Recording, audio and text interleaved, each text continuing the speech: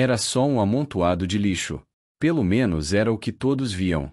Mas ali, entre pedaços de plástico quebrado, roupas rasgadas e papelões molhados, existia algo que ninguém enxergava: escolhas. Dora passava com seu carrinho enferrujado todos os dias naquele mesmo beco, desviando dos olhares, dos carros e das palavras que nunca vinham. Só que naquele dia, entre um ventilador queimado e um urso de pelúcia sem olhos, havia algo diferente. Um sapato. De couro caro. E um pé dentro dele. Por que alguém como ele acabaria ali, no chão onde ninguém pisa, só se for por necessidade? E por que justamente Dora, a mulher que ninguém cumprimenta, seria a primeira a encontrar um homem que o país inteiro procurava? A resposta é tão desconfortável quanto reveladora, porque é nos lugares onde ninguém olha que o destino gosta de esconder as mudanças mais profundas. E é nas mãos de quem ninguém ouve que, às vezes, o mundo recomeça. Dora não gritou. Não chamou ninguém. Nem correu. Ajoelhou-se ao lado dele como se estivesse acostumada a encontrar gente quebrada. E estava. Virou o corpo dele com cuidado. Tinha arranhões no rosto, o paletó ensanguentado, mas respirava. Senhor? Ela disse baixinho. Ele não respondeu. Era só mais um corpo largado por alguém, como tudo ao redor. Ela olhou para cima e viu o céu cinza, rachado por fios elétricos e o cheiro de chuva. Empurrou o carrinho pro lado e puxou o homem com as forças que a vida lhe deu, todas. Carregou-o pelas ruas até sua casa, um cômodo com goteira, onde o neto dormia encolhido num colchão improvisado. Colocou o estranho sobre a esteira de palha e cobriu-o com uma colcha desbotada. Não pediu nome. Nem explicou o seu. Ajudou. Como se fosse a coisa mais natural do mundo. Na TV de tubo, horas depois, o rosto dele apareceu. Era Tomás Lacerda, o executivo desaparecido desde o colapso de um dos maiores fundos de investimento do país. Chamavam-no de traidor, de ladrão, de covarde. Dora desligou a TV com o controle que prendia com fita adesiva. Não se importava com o que diziam. Ali, deitado no chão da sua casa, ele era só um homem caído. E ela sabia o que era isso. Tomás acordou 3 dias depois. Tinha o rosto pálido, os olhos fundos e um silêncio preso entre os dentes. A primeira imagem que viu foi o teto manchado com marcas de infiltração e uma lâmpada pendurada por um fio torto.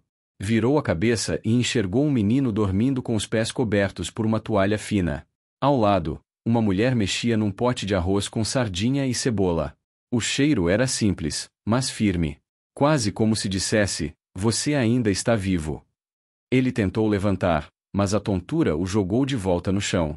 Foi aí que a mulher virou o rosto. Tinha a pele gasta pelo sol, cabelos presos por uma tira de pano e olhos que não desviavam. Dora não perguntou como ele estava. Só colocou um copo de água perto da esteira e disse: consegue segurar?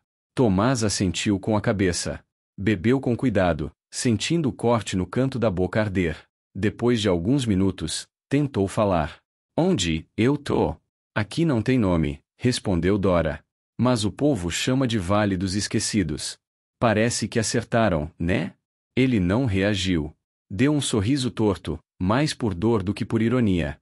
Tentou lembrar como tinha ido parar ali. Fragmentos vieram como estilhaços: o escritório, a fuga, o carro batido, o matagal. Lembrou da chuva, da lama, de correr sem destino. E então, apagou. Me viram na televisão? Ele perguntou. Todo mundo. Menos o Tiago ali, que ainda não sabe ler. Ela apontou com o queixo pro neto.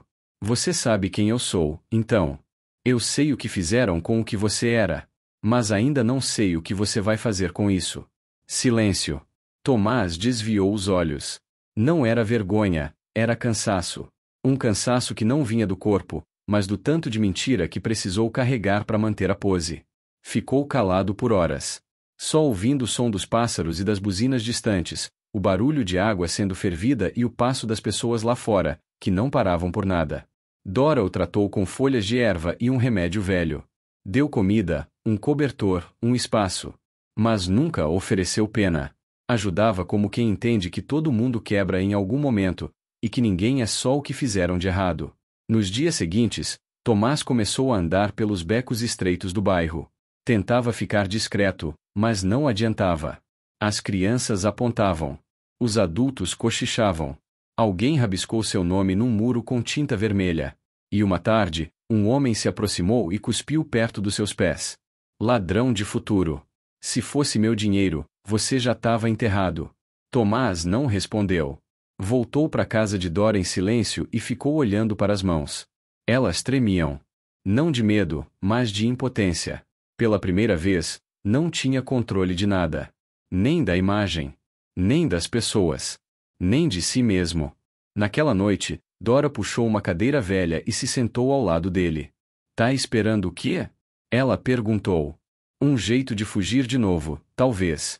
Tem dois caminhos, fugir ou encarar. Mas se fugir mais uma vez, vai acabar morto.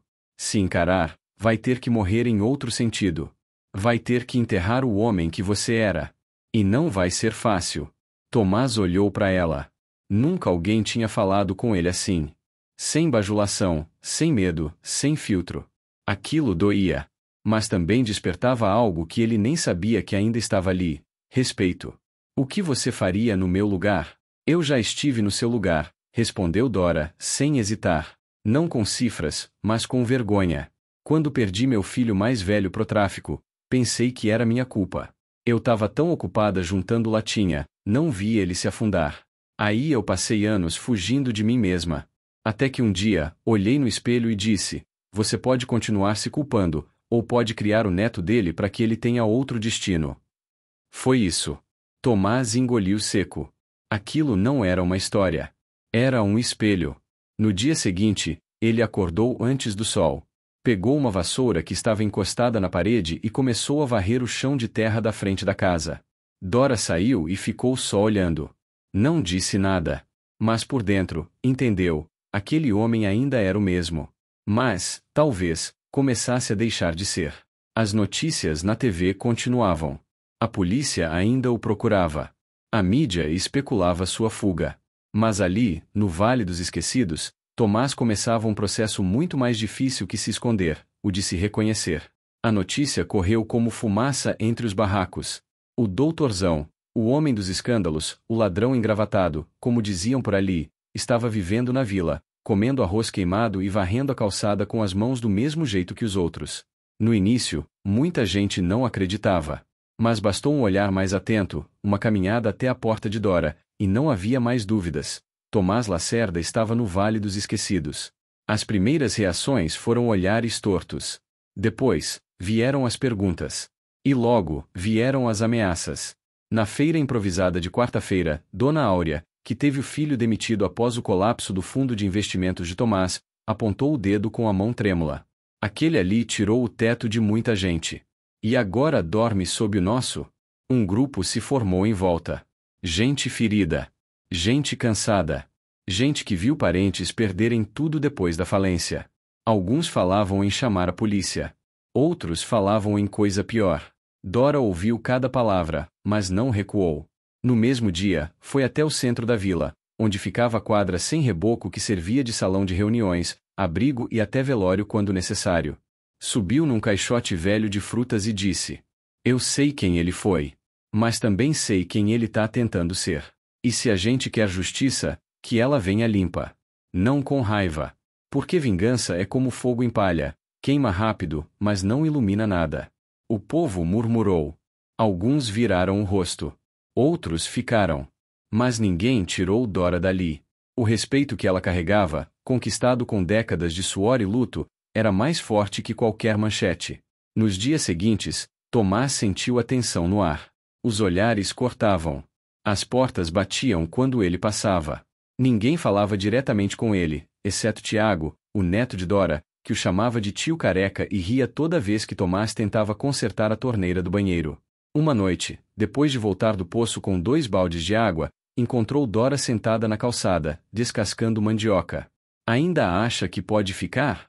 Ela perguntou. Acho que não tenho mais onde voltar, ele respondeu. Não tô falando disso. Tô falando do que sente quando te olham como inimigo. Tomás ficou em silêncio. Se quiser pagar o que fez, tem que deixar ser julgado. Mas também tem que mostrar que é capaz de construir alguma coisa melhor. Nem que seja com pedra, barro e esperança. Na semana seguinte, Tomás propôs uma ideia. Juntou os jovens da vila num sábado à tarde e disse: Eu sei consertar coisa grande. Mas também sei que as pequenas são as que sustentam tudo. Quero ajudar a reformar a creche que vocês têm aqui. Não com dinheiro, porque não tenho mais, mas com serviço. Trabalho. Tijolo por tijolo. O povo desconfiou. Mas os jovens estavam cansados de esperar por promessas. E toparam. No dia seguinte, começaram. Aos poucos, os adultos vieram também. Trouxeram ferramentas, sobras de cimento, latas de tinta vencida. Cada um trazia o que podia. E algo começou a mudar. Tomás suava junto. Carregava saco de cal, lixava madeira, aprendia a escutar ordens. De noite, dormia com dores no corpo e a alma um pouco menos pesada. As crianças começaram a rir com ele. As mães, a observá-lo com menos medo. E a vila, que antes o queria fora, passou a vê-lo como alguém que, mesmo quebrado, estava tentando. Foi quando apareceu Gerson. Cabeludo, tatuado, filho da Dona Áurea. Passou os últimos anos trabalhando em app de entrega, tentando pagar as dívidas deixadas após a falência do banco onde investira tudo. Você destruiu a minha família, disse, encostando o dedo no peito de Tomás. Meu pai morreu acreditando que você ia devolver. E não devolvi, respondeu Tomás. Não tenho o que te dar em dinheiro. Mas tenho força. E se quiser, posso usar ela para ajudar a construir algo para seu filho não passar pelo que você passou. Gerson ficou parado. O que ele esperava era covardia, ou arrogância. Não humildade. Menos ainda verdade. Virou as costas e foi embora. No outro dia, voltou com uma furadeira e um prego na boca. Trabalhou em silêncio ao lado de Tomás o dia inteiro. A justiça que veio pro Vale dos Esquecidos não saiu dos tribunais. Veio das mãos sujas de barro, das noites mal dormidas, dos calos e das escolhas pequenas que, juntas, valiam mais que qualquer sentença. E, pela primeira vez em muito tempo, Tomás sentiu algo que não sentia desde que caiu: pertencimento.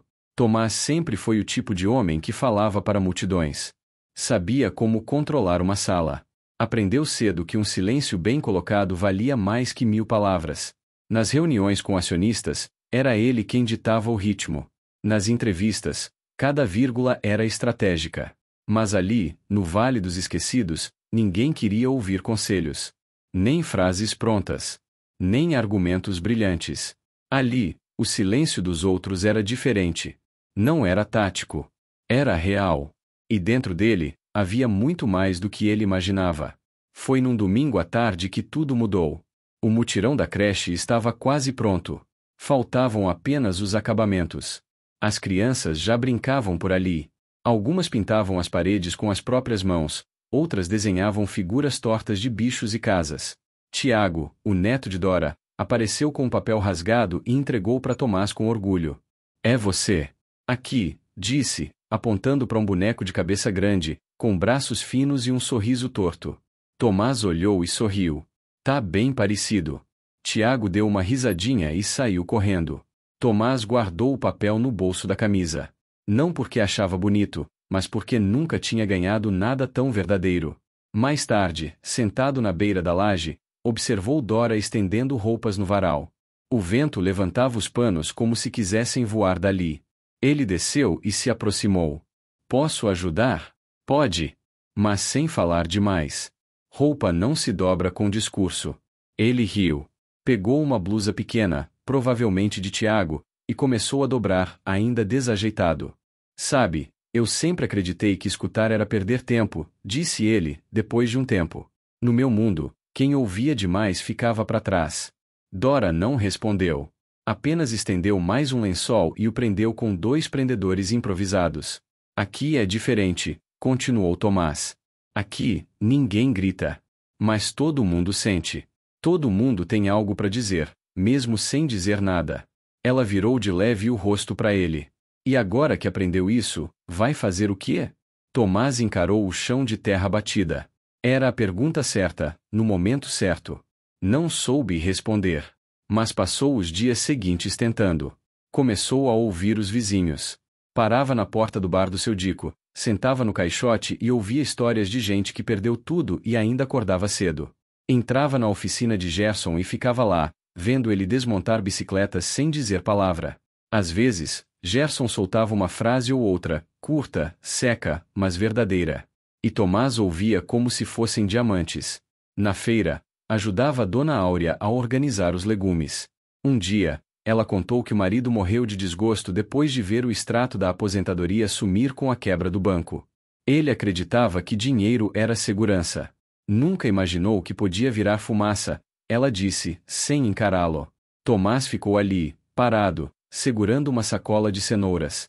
Não tentou explicar, nem se defender. Apenas ouviu.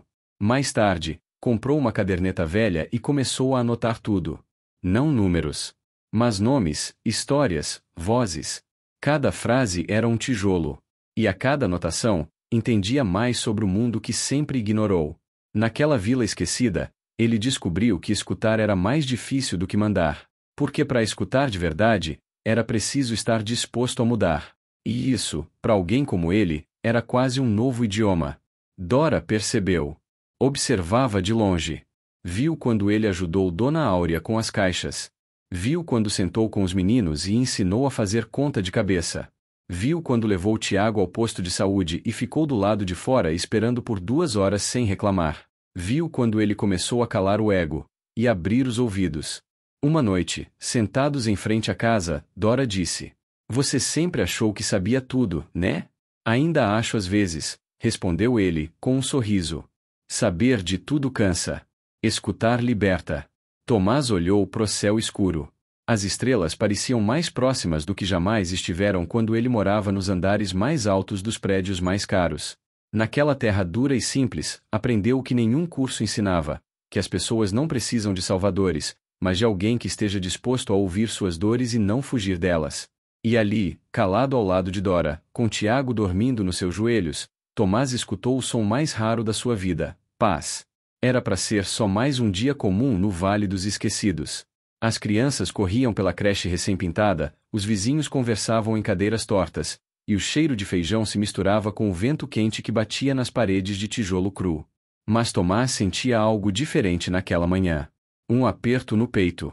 Uma urgência que não sabia nomear. Naquela mesma tarde, Dora chegou com uma carta amassada nas mãos. "Isso aqui veio para você", disse, entregando o envelope com o carimbo de um escritório jurídico. Tomás leu em silêncio. Era um aviso formal. Seu julgamento havia sido marcado. A justiça oficial, a dos homens engravatados, finalmente o encontrara. Por instinto, pensou em fugir. Mas, ao levantar os olhos e ver Tiago desenhando num pedaço de papelão, pensou em tudo que já tinha deixado para trás. Pela primeira vez, não correu. Pegou uma cadeira, sentou na frente de Dora e ficou ali, com a carta no colo e os olhos pesados. "Vou ter que sair daqui", ele disse. "Talvez por muito tempo." Dora assentiu. "Mas você vai sair como homem", respondeu. "Entrou aqui como farsa, tá saindo como alguém inteiro." Naquela noite, Tomás escreveu uma carta à comunidade. Não para pedir desculpas, porque isso ele já fazia todos os dias com ações. Escreveu para dizer que, se um dia voltasse, queria ser lembrado não como o que destruiu, mas como o que ajudou a construir. Pediu a Gerson que lesse a carta em voz alta para todos. Pediu a Tiago que guardasse o desenho com o tio careca sorrindo. Pediu a Dora que não chorasse. "Eu não choro por quem parte", ela respondeu. "Só por quem se perde." E você, meu filho, se achou. Mas o que ninguém esperava aconteceu 2 dias depois. Um grupo de moradores foi até o centro da cidade. Levaram a carta, fotos da creche, vídeos do mutirão, testemunhos. Disseram às autoridades que aquele homem podia ter errado, mas que estava pagando. Mostraram provas de que Tomás havia ajudado a transformar o bairro. Um lugar antes ignorado, agora tinha cor, estrutura, esperança. E isso não veio do governo. Veio de um homem caído que levantou, com a ajuda de quem menos se esperava. A imprensa apareceu. Queriam manchetes. Mas encontraram uma história que não cabia em frases prontas. Era algo mais profundo. Um ex-executivo, um bairro esquecido, uma mulher que nunca parou de acreditar. Era difícil de rotular. E por isso, impossível de ignorar. Tomás foi convocado a se apresentar à justiça. E foi. De cabeça erguida, com a roupa emprestada por Gerson e os sapatos costurados por Dora. Ao sair da vila, toda a comunidade se reuniu. Não houve festa. Nem gritos. Só aplausos lentos e firmes. De gratidão. De respeito. De reconhecimento por alguém que não se escondeu, nem mentiu, que ficou, escutou e ajudou. O julgamento durou semanas. A acusação trouxe documentos, provas, testemunhos antigos. Tomás não negou nada. Confirmou cada decisão, cada falha, cada desvio de confiança. Mas também falou do que havia feito depois, da reconstrução da creche, da ajuda à comunidade, do esforço diário em tentar ser alguém digno, mesmo sem poder devolver tudo o que tirou. Os promotores pediram pena exemplar. A defesa, representada por uma advogada pública, porque Tomás havia perdido tudo, apenas mostrou vídeos das crianças na creche, depoimentos gravados por moradores, e uma frase escrita por Tiago. Ele me ensinou a somar, e eu nunca tive pai. Quando a sentença foi lida, Tomás sentiu o corpo gelar. Seria preso, sim, por tempo determinado, mas com autorização de cumprir parte da pena em regime aberto, prestando serviço à comunidade. Não foi absolvido, mas também não foi apagado. O que construiu com Dora e Tiago teve peso. E isso, para ele, valia mais do que a liberdade total. De volta ao vale, meses depois, o cenário já era outro. Um mutirão liderado pelos moradores começou a transformar o antigo galpão em uma biblioteca. E ao chegar, Tomás viu o nome pintado na fachada. Centro Comunitário Dora e Tiago. Parou. Chorou. Pela primeira vez, chorou de verdade. Não por remorso, mas por entender que o pouco que fez, quando feito com verdade, muda mais do que ele jamais conseguiu com bilhões. A dignidade, ali, não era luxo. Era a base. E quando a base se ergue, o mundo todo pode mudar de cima para baixo. E você? Teria ajudado alguém como Tomás ou teria virado o rosto como o mundo inteiro virou? Me conta nos comentários o que faria no lugar da Dora, ou no lugar dele. Se essa história te tocou de alguma forma, deixa seu like, se inscreve no canal e compartilha com alguém que também acredita que todo mundo merece uma segunda chance. Isso ajuda muito o canal a continuar crescendo e trazendo histórias que realmente fazem sentir.